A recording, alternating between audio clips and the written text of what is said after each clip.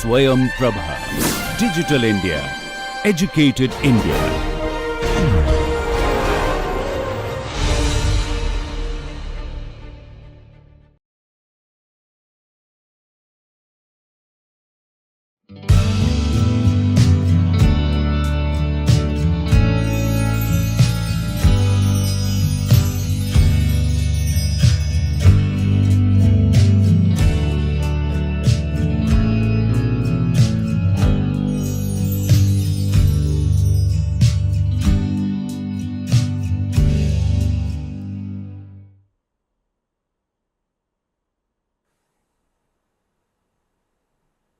Hello and welcome.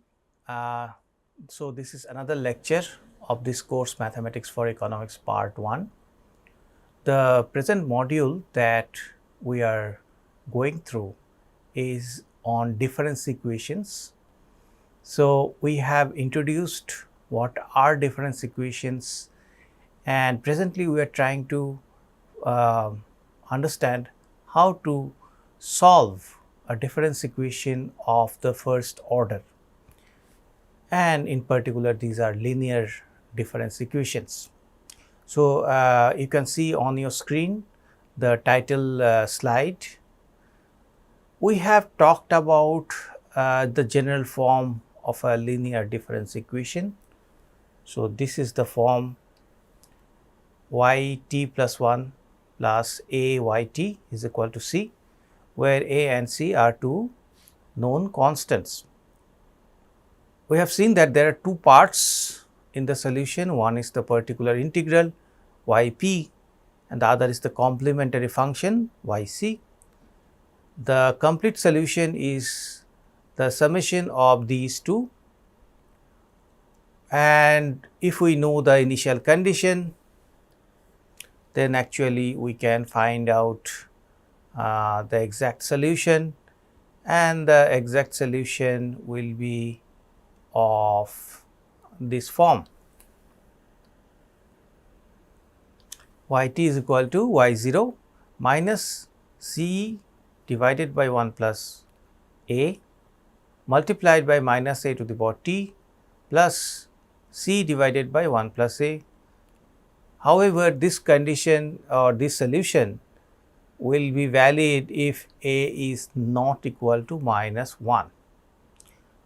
Because you can see if a is equal to minus 1, then the denominator becomes 0, and that is a problematic thing. So what happens if a is equal to minus 1, then the particular integral, we take a different solution to that. We take yp, that is particular integral, is equal to k multiplied by t, and if we do so, then the solution is yt is equal to y0 plus ct. Here ct is the particular integral and y0 is the initial condition, that is the value of y at the initial period. Okay. So this is how we solve difference equations of first order, and we have talked about one example. Now the question is, what about the dynamic stability, right? And that is what we were talking about as the last topic of the lecture. So when we say dynamic stability, what is meant by that is that does yt, which is the complete solution, does it approach to yp, the particular integral? Yp, as we know, is the intertemporal equilibrium value of y. So does the solution, which is the complete solution yt, does it approach the intertemporal equilibrium? Well, that depends on what happens to yc. If yc converges to 0, only then we can say that yt converges to yp. This is very simple. Now, what happens to yc as t goes to, let us say it goes on increasing. In general, it can go all the way up to infinity. If t goes to infinity, then what happens to yc? Well, here there are different cases that can come up, and in general there are 7 possible regions or cases, and these are enumerated here.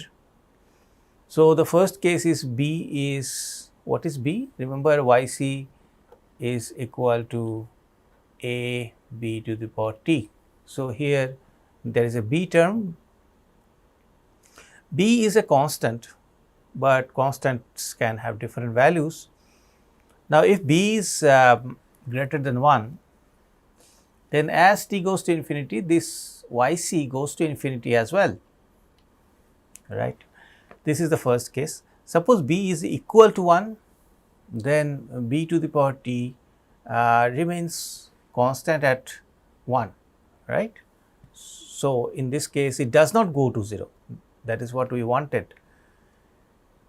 Thirdly, suppose B is lying between 0 and 1, right. In that case, as t goes to infinity, what happens to B to the power t? In this case, actually it goes to 0, right. I mean, take an example, suppose B is equal to half, right.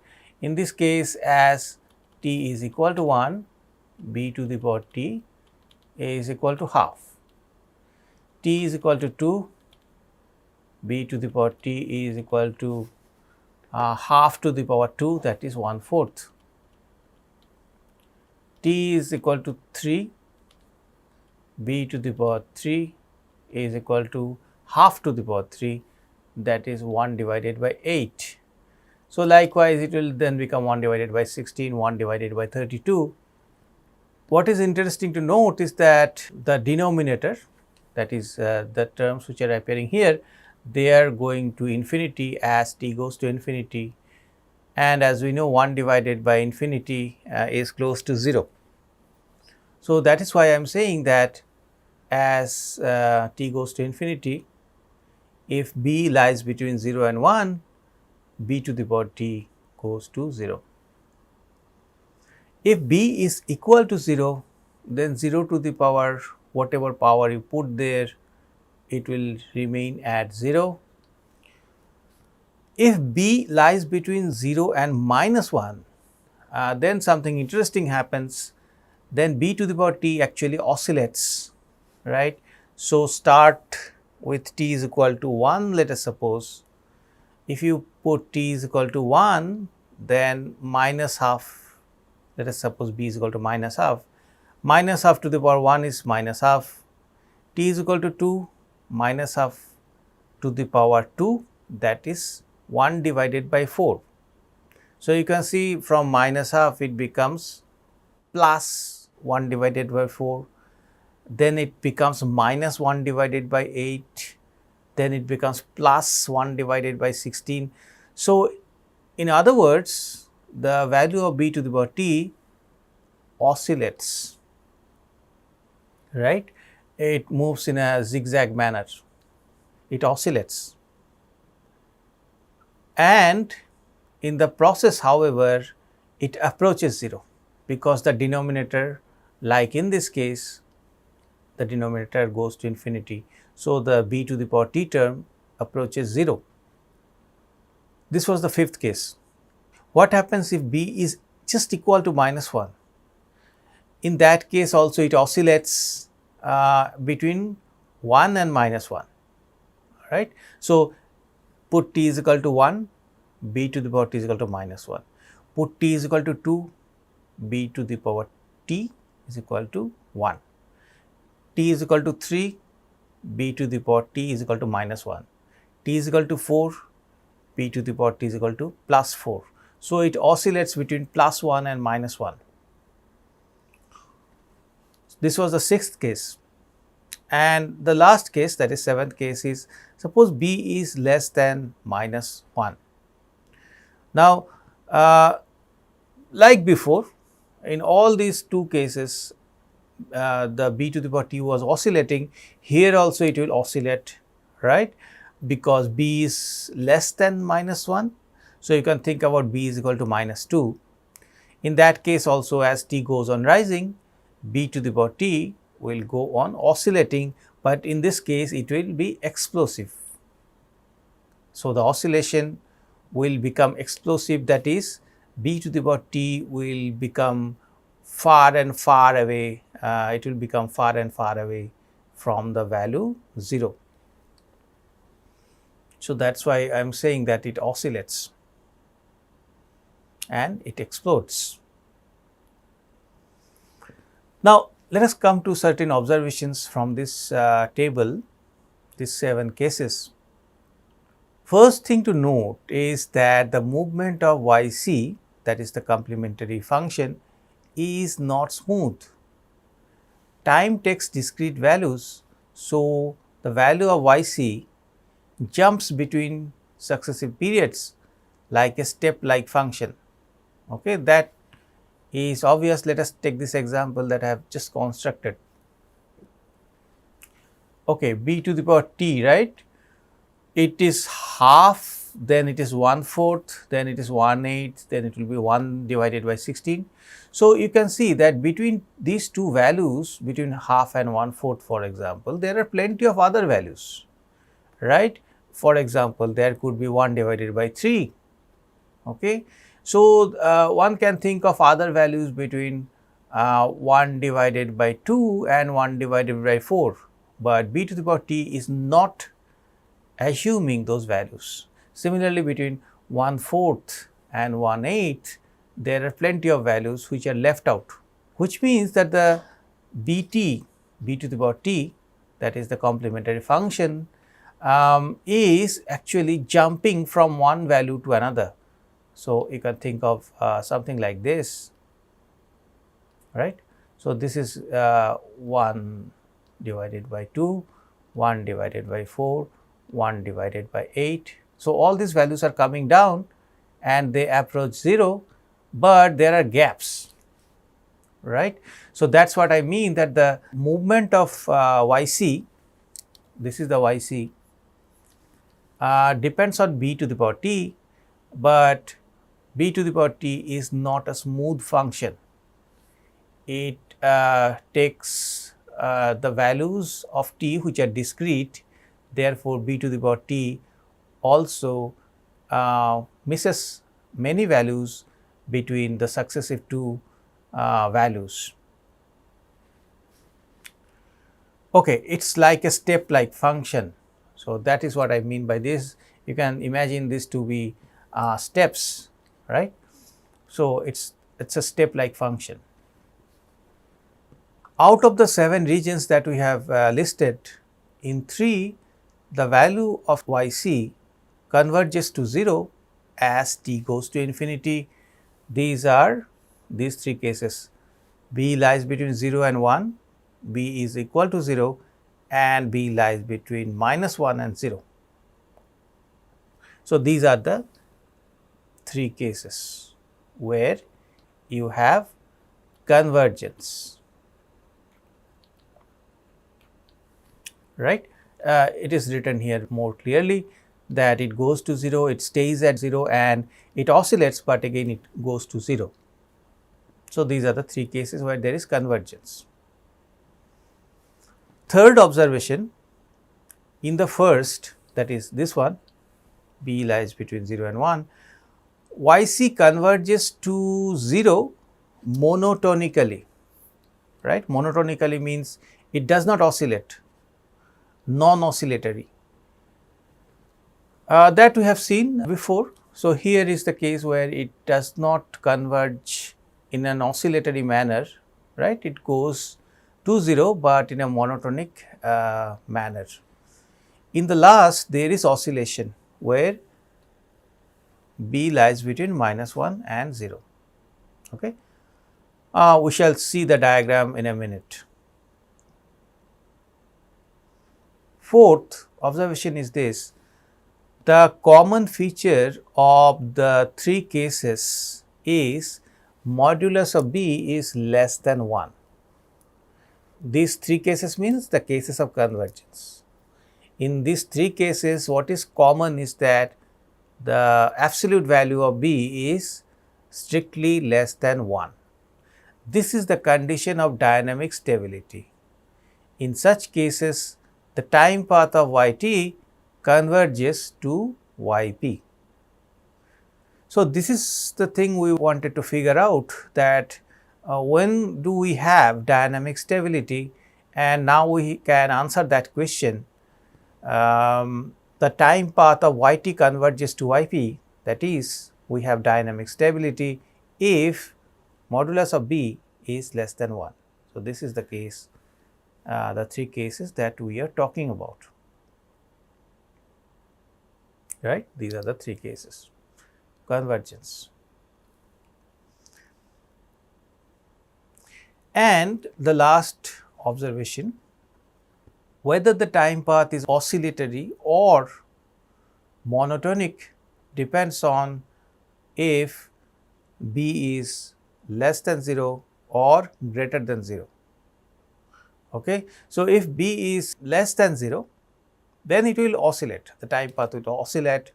Let us see the table. So, these are the three cases where you have b less than 0. In all these three cases, you see oscillation is there. Okay. Whereas, if b is greater than 0, so these are the three cases where b is greater than 0, you do not have oscillation, you have monotonic movement, either it is explosive or it does not change at all, it stays at 1, or it converges to 0. But in all these cases, whatever be the case, convergence or divergence, the movement of yc is monotonic. So, this is something to remember, that dynamic stability is ensured if the absolute value of b is less than 1, that is number 1. Number 2, if we have oscillation or monotonic movement, depends on the sign of p, whether it is greater than 0 or less than 0. Now, it may seem that we are focusing our attention only on b, but let us now talk about a. A, remember, was the coefficient of the b to the power t term. Now, this a plays two roles. First, it has a scale effect. A high or low a raises or reduces the value of yc. It does not qualitatively affect the nature of the time path. So, what do we mean by saying that it does not affect qualitatively the nature of the time path? It means that if it is dynamically unstable, even if a changes, the path remains dynamically unstable. If it is dynamically stable, then a does not affect that particular quality of it. Okay. It basically gives it a scale effect, maybe the path shifts up a bit or shifts down a bit, but qualitatively the nature of the equilibrium does not change. The second role is it has a mirror effect. Depending on the sign of a, the time path of yc can become the mirror of itself, and this is not difficult to understand. So, suppose you have time path something like this, right, yt, with respect to a particular value of a. Now, that a was suppose positive. Now, suppose the sign of a changes, then the time path can become just a mirror image of itself. That means it becomes something like this. Okay. So, in that sense also a can affect the time path. It has a mirror effect. The initial condition has a bearing on a. It affects from which point one approaches yp or it does not approach yp.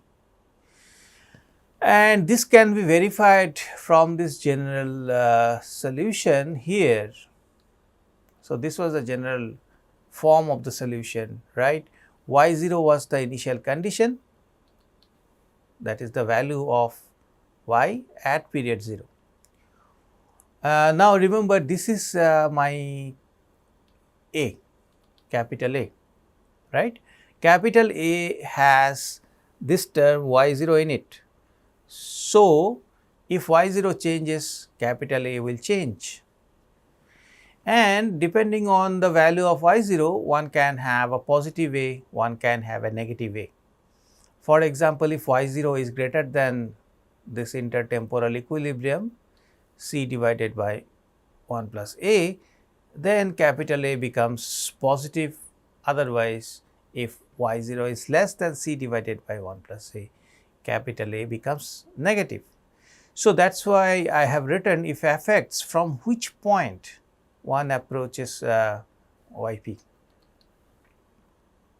So, initial condition has a bearing on A. The cases of b is equal to 1, b is equal to minus 1. So, these are the two borderline cases where p is taking certain specific values plus 1 or minus 1. Now, these two cases cannot be considered to be cases of convergence, right. If b is just equal to 1, then what happens to a b to the power t? It is equal to a, just a, because b is equal to 1, 1 to the power t is 1. So, a plus the particular integral which is yp, this is my solution. Therefore, since a is constant, therefore, yt is not equal to yp, right. In other words, yc does not become 0 as t changes, because t has no bearing on a, unless a is just equal to 0, but that will be a very rare case of coincidence where you have the first term dropping out, right. So, in general, if you have b is equal to 1, then it cannot be considered to be a case of convergence. Similarly, if b is equal to minus 1, then also it cannot be considered to be a case of convergence, then yt will go on oscillating. Okay. This was the role of capital A. Now, I promised that I will show some diagrams about this movement of yt. So, here you have time on the horizontal axis, on the vertical axis the yt is represented. Okay.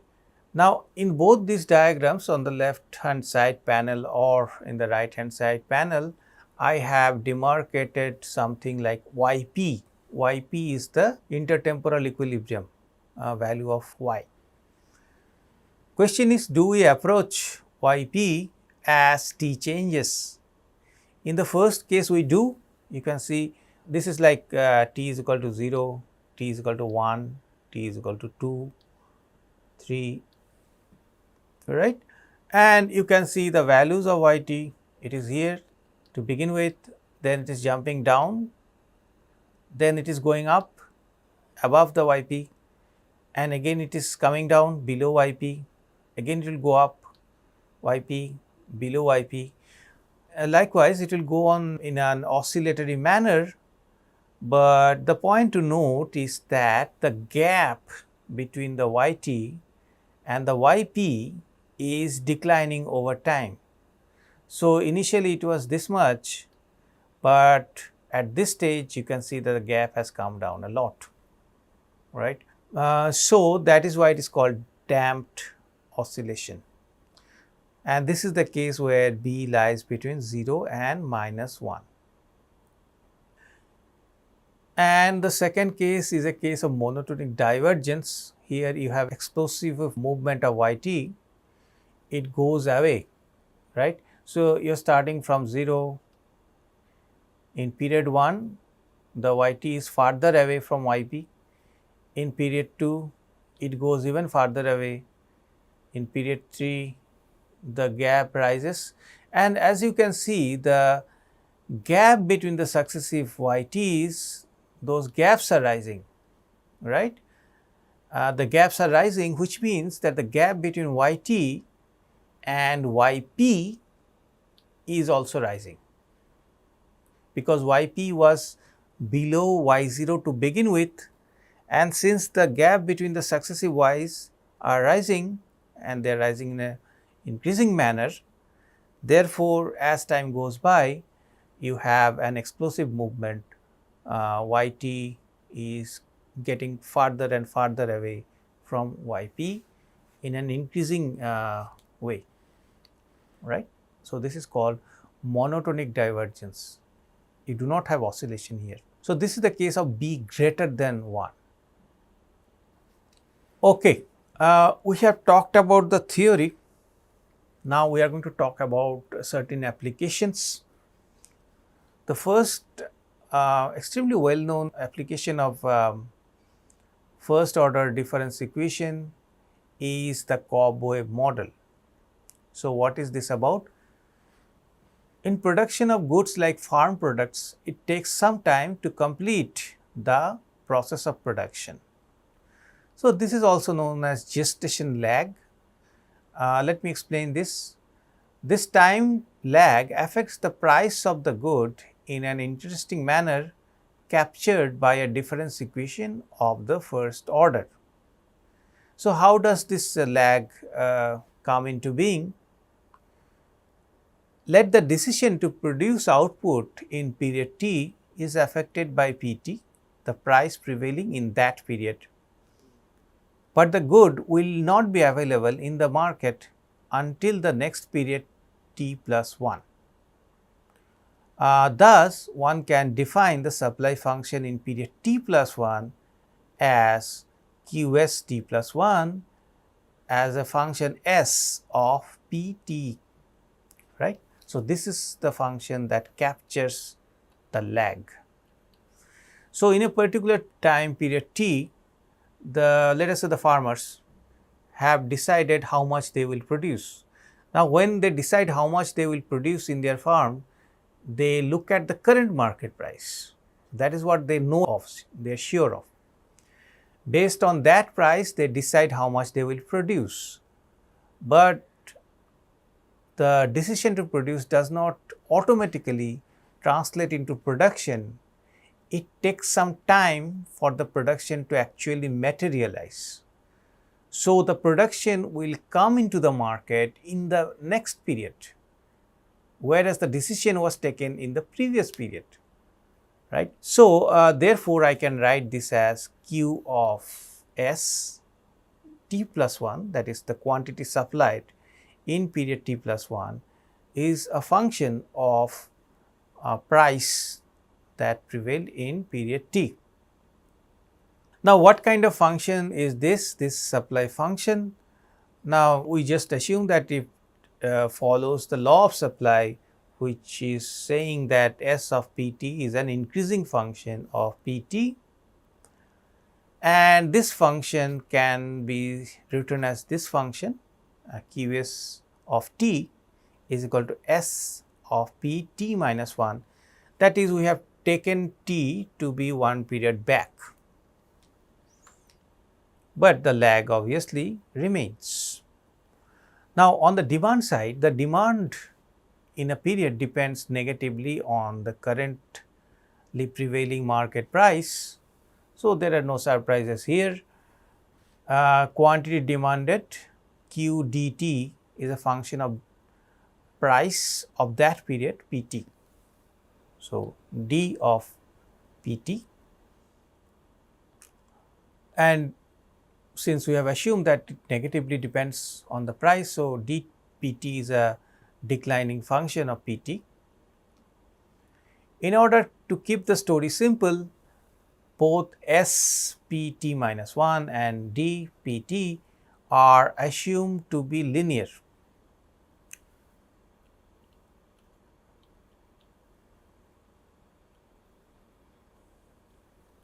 Okay. So we take this particular form, q dt is equal to alpha minus beta pt, and qs dt is equal to minus of gamma plus delta pt minus 1. So these are the two functions, demand function and the supply function. And thirdly, we assume that q dt is equal to qst. These three equations complete the model. The last one is the market equilibrium conditions, this one. That is the quantity demanded is equal to quantity supplied, that is the market equilibrium condition. We are assuming that in each period the demand should be equal to supply, that is in each period the equilibrium should prevail. What we want to find out is the time path of the equilibrium price. So, although market is in equilibrium in each period, how does this equilibrium price in the market behave over time? So, that is what we are after. What about these parameters alpha, beta, gamma, delta? These are all assumed to be positive.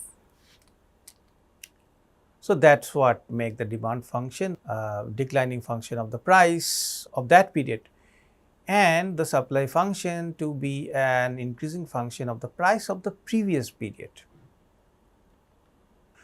Now, using these three equations, right, these three conditions, we can actually write this demand is equal to supply, and from this I get a first order difference equation, linear difference equation, non-homogeneous difference equation in price.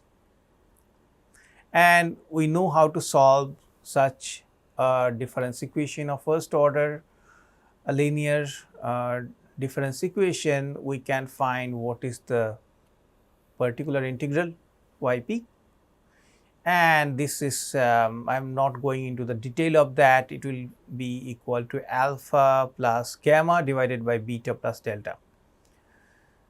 Similarly, we can jump certain steps and find out the complementary function. It will be a is an arbitrary constant multiplied by minus of delta divided by beta whole to the power t.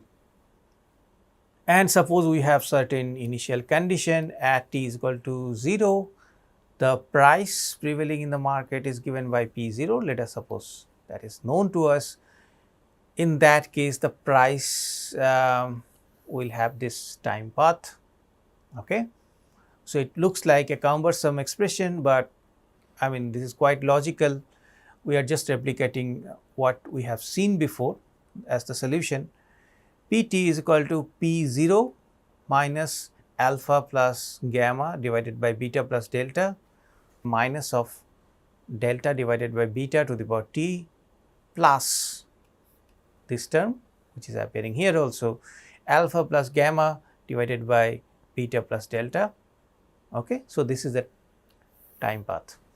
In this case, as we have seen that this is the particular integral and this thing is the complementary function. Okay. And as we know, the particular integral itself is the intertemporal equilibrium price, and let us suppose that is denoted by P star, to reduce the clutter. In that case, the time path can be written in this form: P0 minus P star multiplied by minus of delta divided by beta to the power t plus P star. Okay. So, this is the time path. As we know, all these parameters are positive, in particular beta and delta are positive, which means that this term, right, this is the b term, small b. That small b is equal to minus of delta divided by beta. Delta and beta are both positive, which means that this b is negative. And as we know, if b is negative, if its sign is negative, then there is bound to be oscillation in the time path. Okay. So, monotonic movement, whether you are talking about convergence or divergence, is not going to be there. So, that is number one. Number two, stability. When do we have stability? We have stability if modulus of B is less than 1, which means this has to be satisfied. Modulus of minus delta by beta should be less than 1, and we know this can be written as delta by beta. So, this is the condition of stability, which is implying that beta should be greater than delta. So, this is the condition of stability. So, two conclusions we are getting from here. One, there is bound to be oscillation in the time path of the price, and number two, if we have to have stability, then beta has to be greater than delta. Now, what are beta and delta? Just recall, beta and delta are the absolute value of the slopes of the demand and supply functions respectively, right.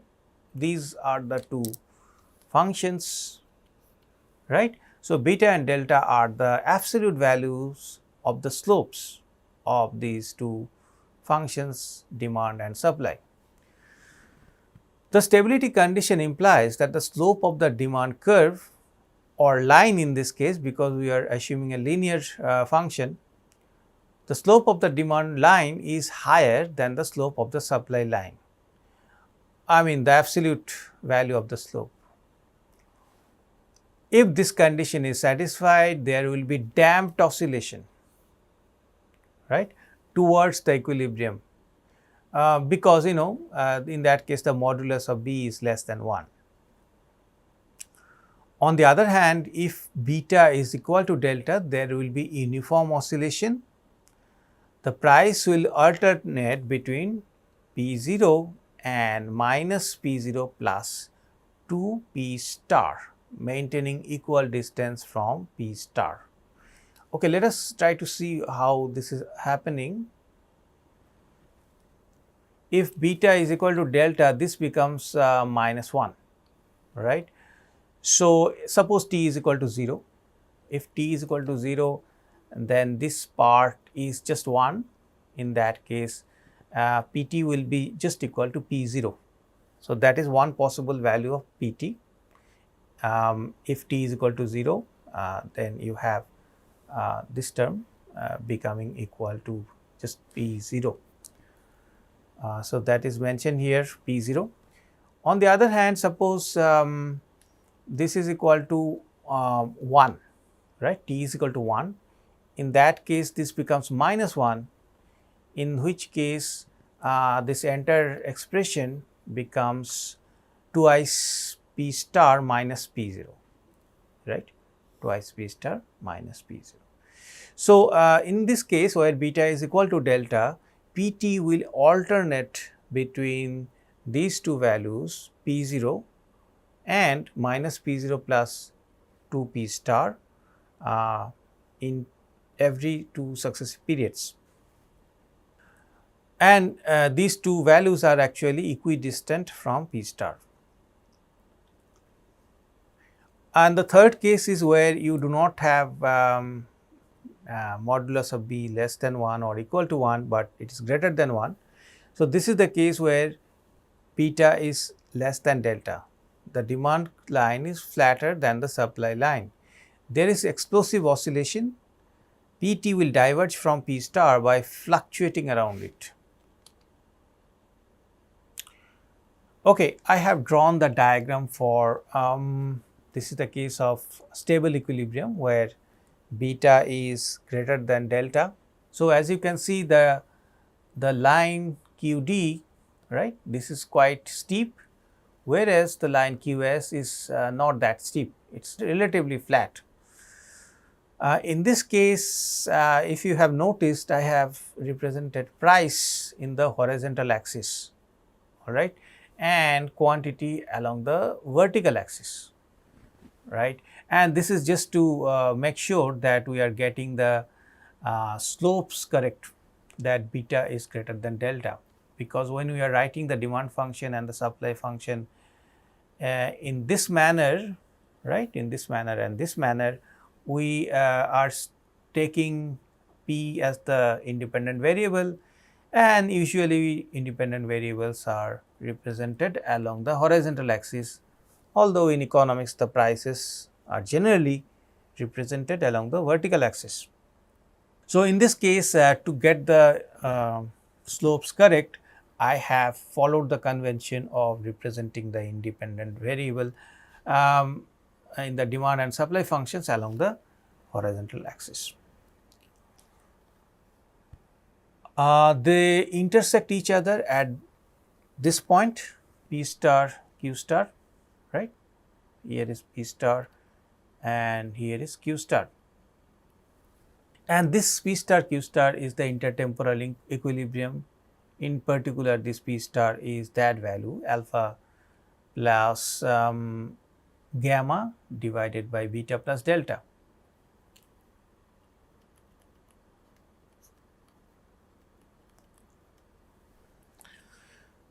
All right.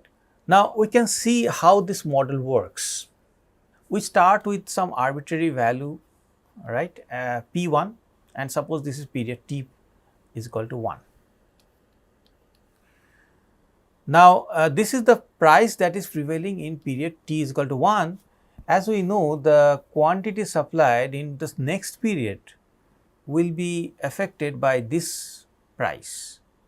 So, in period T plus 2, the supply in the market is read from the supply curve, and this is given by this. So, this is Q1. This is the supply in period 2, right. For the demanders to buy this amount, that is Q1, the price has to be P2 less than P star. Okay. Let us suppose where is P2. So, P2 is here. Okay. If the demand function has to intersect this line, that is Q is equal to Q1, then this is the intersection point. From this we read the price, which is P2.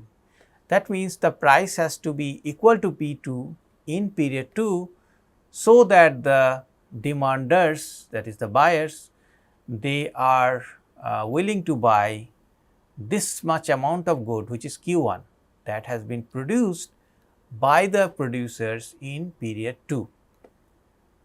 All right. So, the price you can see from P1, it drops to P2, and in particular P2 is less than P star. So, in P2 price fall in T2, T is equal to 2, the price falls to P2 due to this low price in T is equal to 3. The supply also falls to Q2. Okay. If the price is P2, what is the supply? That can be read from the supply line. So, this is the supply and this is given by Q2. Mind you, this Q2 supply will come to the market in the next period, that is period 3, right. So, in period 3, to clear the market, the price must rise because the quantity supplied is very low. The price must rise, so the demanders demand less, and this price is P3, and in particular it is more than P star. So, I read the P3 from the demand function, and this is the P3 price. Okay. This is the P3 price. In particular, you can see that the P3 price is now greater than P star. So, we started with P1, which is greater than P star, then we came to P2, which is less than P star, and then again we go to P3, which is greater than P star. In other words, we are oscillating around the P star price, which is the intertemporal equilibrium price. Thus, the market clearing price, which is the equilibrium in each period, keeps fluctuating from below to above the intertemporal equilibrium price P star. Okay. Each period, the price inches to P star. In the limit, it becomes equal to P star, and that you can see in the first period, the P1 price is quite far away from P star. In the next period, P2 is quite close to P star. In the third period, it is even closer to P star, and in the next period, it will become even closer, and likewise we will go on. The fluctuation or the amplitude of the fluctuation is coming down in each successive period. So, in the limit, it becomes equal to P star. This is the stable case. The path of the equilibrium price shown by the arrows resembles a cobweb. Okay, so this is the path, you are going there, and here you are going, and then you are coming down, and in the next period you will go up, and like this will go on, right. So, in the limit it will approach the intersection point, but it looks like a spider's cobweb. So, it resembles a cobweb, that is why it is called the cobweb model. We can also have the other cases in the diagram, right. Here you have the uniform oscillation case where beta is equal to delta. As you can see, I can start from any arbitrary price. Suppose this is the price I am starting from, going up. This is the supply. In the next period, to clear the market, the price has to come to this level, and if the price is this level, then the supply comes down, and to clear the market again the price has to go up. But you can see the price in the third period is same as the price in the first period. So, therefore, actually you are going round and round in the same circle. Okay. There is no damped oscillation in this case at least. All right. And here on the right hand side of the panel, you have the case of explosive oscillation. I am not going to explain it in detail, but you can see it how it is happening. You take any arbitrary price, this is the supply, so the market has to clear. So, this must be the price in the next period, and but this is the price in the next period. This is the quantity, then this is the price in the next to that period, and you can see the price will go on fluctuating, but it is getting far and far away from the intertemporal equilibrium. Okay, this was the case of explosive oscillation. Now, so far we have only focused on the time path of PT, the market clearing price as defined by market equilibrium condition. The time path of equilibrium quantity, so that we have not talked about, right. But as we know, in any sort of equilibrium, market equilibrium, there are two sides to it. One is the quantity, the other is the price. What about the time path of the equilibrium quantity?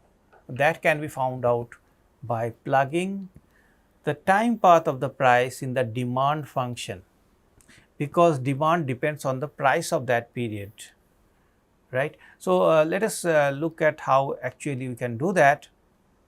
So, this is the time path of price PT.